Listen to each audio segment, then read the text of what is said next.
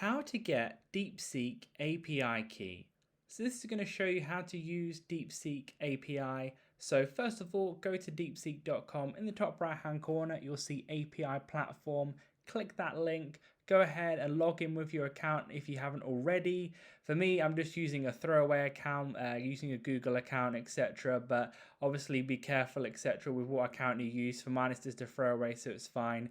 Once you've logged in, you're going to get to a page that looks a bit like this, where it says for the promotional period, the different pricing details, things like that. So go ahead and read that if you want to.